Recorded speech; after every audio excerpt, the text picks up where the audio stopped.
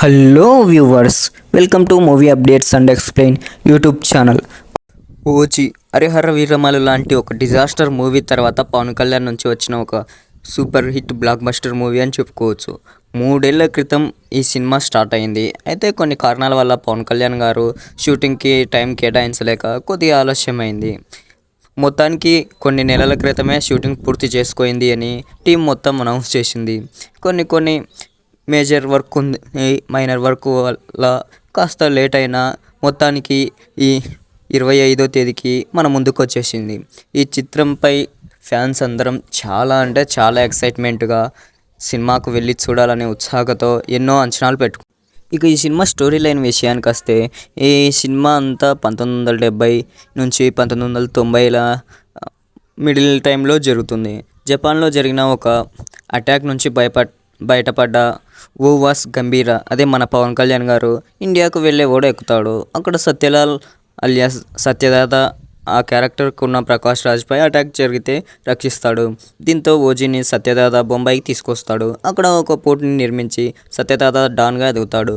అతనికి పవన్ కళ్యాణ్ తోడుగా నిలుస్తాడు. కొన్నాళ్ళ తర్వాత ఓ కారణంగా గంభీర్ బొంబాయి వదిలి వెళ్తాడు. డాక్టర్ కన్మణిని పెళ్లి చేసుకుని నాసిక్లో కొత్త జీవితం స్టార్ట్ చేస్తాడు. ఓజీ బొంబాయి వీడిన తర్వాత సత్యదాత ఫ్రెండు మిరాజ్కర్తో పాటు తన కొడుకులు జిమ్మీ, ఊమి నగరాన్ని తమ కంట్రోల్లో పెట్టుకోవడానికి ట్రై చేస్తారు. సత్యదాత పోర్ట్లో ఉన్న తన కంటైనర్ని స్వాధీనం చేసుకునేందుకు ఇస్తాంబుల్లో ఉన్న ఊమి ముంబైకి వస్తాడు. సత్యదాత పోర్ట్ని స్వాధీనం చేసుకుని తన మనుషులను అతి దారుణంగా చంపేస్తాడు. అప్పటికే 2 కొడుకుల్ని పోగొట్టుకున్న సత్యదాతకు మళ్ళీ ఓజీ అవసరం పడుతుంది. మరి ఓజీ తిరిగి బొంబాయికి వచ్చాడా? అసలు ఓజీ బొంబాయిని ఎందుకు వదలాల్సి వచ్చింది? తండ్రిలా భావించే సత్యదాతకు ఆయన ఎందుకు దూరంగా ఉన్నాడు? ఓమి కంటైనర్లో ఉన్న విలువైన వస్తువులేంటి? సత్యదాత 2 కొడుకులు ఎలా చనిపోయారు? దాదా మనవడు అర్జున్ దాస్ ఓజీని ఎందుకు చంపాలనుకున్నాడు? ఓజీ ఫ్లాష్ బ్యాక్ ఏంటి? ఈ కథలో శ్రీయారెడ్డి పాత్ర ఏంటి అనేది సినిమాలో చూసి తెలుసుకోండి. ఇక డైరెక్టర్ సుజిత్ విషయానికి వస్తే, ఆయన చెప్పారు, పవన్ కళ్యాణ్కి అభిమానిని, నేను ఆయనతో సినిమా చేయాలనుకున్నాను, నా కోరిక నెరవేరింది అని అన్నట్టుగానే చేశారు. అసలు ఒక బిగ్ ఫ్యాను తన హీరోని పెట్టి సినిమా చేస్తే ఎలా ఉంటుందో సుజిత్ చూపించేశారు. ప్రతి సీన్లో పవన్ కళ్యాణ్ గారికి ఎలివేషన్ ఇచ్చుకుంటూ, ఆ బ్యాక్గ్రౌండ్ స్కోర్ అయితేనేమి కానీ, ఆ స్క్రీన్ ప్లే అయితేనేమి, డైరెక్షన్ అయితేనేమి అస్సలు సూపర్ అని చెప్పుకోవచ్చు. ఈ సినిమాకు పర్టికులర్గా ఒక స్టోరీ అంటూ లేదు, కానీ సినిమా ఓవరాల్గా పవన్ కళ్యాణ్ని హైప్ లేపుతూ, ఎలివేషన్లు ఇస్తూ, బ్యాక్గ్రౌండ్ మ్యూజిక్తో ఓ రేంజ్కి తీసుకువెళ్ళిపోయాడు. ఒక హాలీవుడ్ మూవీ చూస్తున్నామేమో అన్న రేంజ్ వస్తుంది.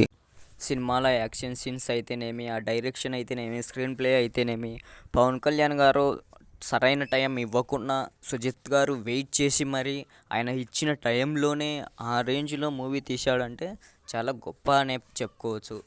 మిగతా క్యారెక్టర్లందరూ కూడా వాళ్ళ పాత్రలకు న్యాయం చేసిన సుజిత్ గారు మాత్రం పవన్ కళ్యాణ్ని హైప్తో పైకి లేపేశారు. అసలు పవన్ కళ్యాణ్ని ఒక హీరోగా కాకుండా ఒక దేవుడిగా భావించేసి సినిమా తీశాడేమో అనిపిస్తుంది. ఆ రేంజ్లో సినిమా ఉంటుంది. అయితే ఇది ఫ్యాన్స్కు ఒక పండగ లాంటి సినిమానే, కానీ ఫ్యాన్స్ కాని వాళ్ళకు స్టోరీ ఏం లేదేమో అన్నట్లుగా అనిపిస్తుంది. కానీ సినిమా మాత్రం రేంజ్లో ఉంది. పవన్ కళ్యాణ్ గారిని ఫ్యాన్స్ ఒక హీరోలా కాదు, ఒక దేవునిలా చూస్తారు. అలాగే ప్రతి సీను ఒక క్లైమాక్స్లో ఉండాలని ఆయన సినిమాలో ఆశ పెట్టుకుంటారు చాలామంది ఫ్యాన్స్. అయితే పవన్ కళ్యాణ్ ఫ్యాన్ అయిన సుజిత్ కూడా అదే ఆలోచనతోనే ఈ సినిమా తీశాడు. అచ్చం సినిమా నిండా ఫ్యాన్ బై మూమెంట్సే. పవన్ కళ్యాణ్ ఇమేజ్కి, ఆయన స్వాగ్కు తగ్గట్టుగా ఆ వెపన్స్ అయితేనేమి కానీ, ఆయనను స్టైల్గా చూపించడం కానీ, అడుగడుగున క్లైమాక్స్ను మించిపోయే ఎలివేషన్స్తో స్క్రీన్పై ఒక అగ్ని తుఫాను వస్తుందేమో అన్నట్లుగా చూపించేశారు అజిత్. దానికి తోడు తమన్ గారు కూడా ఇంకా ఆయనకు నేను కూడా ఏం తగ్గను అన్నట్లుగా తన బ్యాక్గ్రౌండ్ మ్యూజిక్ ఇచ్చేశాడు. దాంతో సినిమాకు చాలా ప్లస్ పాయింట్ అయింది. విజువల్స్ కూడా చాలా అంటే మనసులను అక్కడే కట్టిపడేస్తాయి. మొత్తంగా ఈ సినిమా ఫ్యాన్స్ను కట్టిపడేస్తుంది. ఇది ఇక మాకు చాలా ఇట్లాంటి సినిమా మా హీరో నుంచి అనిపించే విధంగా. ఇక మిగతా వాళ్ళను కొద్దిగా ఇంప్రెస్ చేయాలంటే ఎలివేషన్స్తో పాటు స్టోరీ కూడా ఉండాలి. డ్రామాతో కట్టిపడేయాల్సింది. సుజిత్లోని ఒక ఫ్యాన్ స్టోరీ డ్రామా కంటే ఇతర కాన్సెప్ట్ పైనే ఎక్కువ ఇంట్రెస్ట్ చూపించినట్లు అనిపిస్తుంది. జపాన్లోని యకుజా సమురాయిల వంశం మధ్య కథని చెబుతూ ఆ గ్యాంగ్స్టర్ డ్రామాని మొదలుపెట్టి ఈ ఆరంభం సన్నివేశాలు ఒక కొత్త స్టోరీలోకి మనల్ని తీసుకెళ్తాయి. ఆ తర్వాత కథ ముంబైకి మారడం, పవన్ కళ్యాణ్ ఇంట్రడక్షన్ నుంచి ఇక ఎలివేషన్ సీన్లు స్టార్ట్ అవుతాయి. ముంబైలో రక్తపుటేరులు పారించిన ఓజీ ఫ్లాష్ బ్యాక్ కొన్ని సీన్స్ మొదలైనప్పటికీ 10 ఏళ్ల తర్వాత తిరిగి ముంబైలో అడుగుపెట్టిన సీన్స్ వరకు ప్రతి ఎలివేషన్ యాక్షన్ సీక్వెన్స్ మూవీపై చాలా ప్రభావం చూపిస్తాయి. ప్రీ ఇంటర్వెల్ సీన్స్ కానీ అట్నే ఇంటర్వెల్ తర్వాత సీన్స్ కానీ సినిమాకు చాలా అంటే చాలా బాగుంటాయి. పోలీస్ స్టేషన్లో సీన్స్ అక్కడే కట్టి పడేస్తాయి.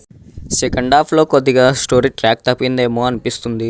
కొన్ని సీన్ల ద్వారా కొద్దిగా కన్ఫ్యూజింగ్గా అనిపిస్తాయి. సుజిత్ ఈ సినిమా కోసం చాలా స్టోరీని సిద్ధం చేసుకున్నారు. అది అంతగా హైలైట్ కాలేదు, కానీ స్టోరీ కూడా ఫ్లాట్గానే అనిపిస్తుంది. ఇక లవ్ స్టోరీ కానీ అలాగే తండ్రి కొడుకుల మధ్య ఉండే బాండింగ్ కానీ ప్రకాష్ పవన్ కళ్యాణ్ మధ్య ఒక ఎమోషనల్ సీన్స్ను ఇంకాస్త బాగా చూపించాల్సింది. సినిమా చూస్తున్నంతసేపు ఇవేవి గుర్తుకు రాకుండా ఎలివేషన్స్ మాత్రమే కనిపిస్తుంటాయి. జానీ సినిమాను గుర్తు చేస్తూ కొన్ని సీన్లు అభిమానుల్లో మరింత జోస్ నింపుతాయి.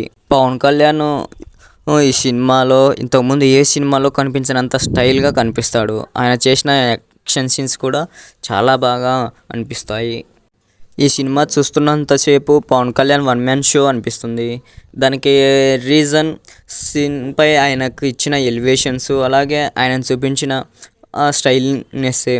ఫస్ట్ హాఫ్ పూర్తయ్యే వరకు ఆయన చెప్పే డైలాగ్స్పై అందరూ ఆయన వైపే చూస్తూ ఉంటారు. ఆయన చేతిలోని వెపన్స్ అయితే, ఆయన మాట్లాడే లాంగ్వేజ్ స్టైల్ అయితేనేమి, కటానా, నాంచక్, గన్, కత్తి, ఇలా ఆయన చేతిలో ఉన్న ఆయుధాలన్నీ ఆయన కోసమే అన్నట్లుగా ఉంటాయి.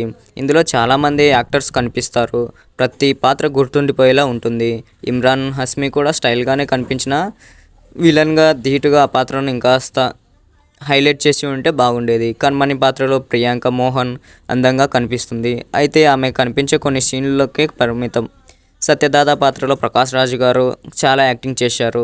ఆయన గురించి ప్రత్యేకంగా చెప్పాల్సిన అవసరం లేదు. ఆయన నటనకు పెట్టిందే పేరు. ఇక గీత పాత్రలో శ్రీయారెడ్డి, జిమ్మిగా సుదేవ్ నాయర్, అభిమన్యు సింగ్ మెయిన్ క్యారెక్టర్లో కనిపిస్తారు. జాకీ ష్రాఫ్, లాల్ కొన్ని క్యారెక్టర్లలో కనిపించిన సుజిత్ ఇదివరకు తీసిన సాహో సినిమాని గుర్తు చేస్తాయి. ఇక ఓవరాల్గా సినిమాకు వీళ్ళందరి యాక్టింగ్ వల్ల ప్లస్ పాయింట్గా అనుకోవచ్చు. ప్రతి సీను, ప్రతి ఎలివేషను చాలా కష్టపడి తీసినాడు. దీనికి ఫలితం దక్కింది అన్న విధంగానే ఉంటాయి. ముఖ్యంగా తమన్, ఆయన ఇచ్చిన మ్యూజిక్ సినిమాకు చాలా అంటే చాలా ప్లస్ పాయింట్. పాటలు కూడా ఇంట్రెస్టింగ్గానే బాగా ఆకట్టుకున్నాయి. ఓవరాల్గా మూవీ విషయానికి వస్తే ఒక స్టైలిష్ ఫ్యాన్ తీసిన బ్లాక్ బస్టర్ మూవీ అని చెప్పచ్చు. ఇది నా ఒపీనియన్ మాత్రమే. అందరికీ ఇది నచ్చాలని లేదు, అలాగని బాగాలేదు అని కూడా కాదు. నాకైతే సినిమా నచ్చింది. ఒక బ్లాక్ బస్టర్ హిట్ అని అనుకుంటున్నాను. నన్ను అడిగితే ఈ సినిమాకు 5కు 4 స్టార్స్ ఇస్తాను.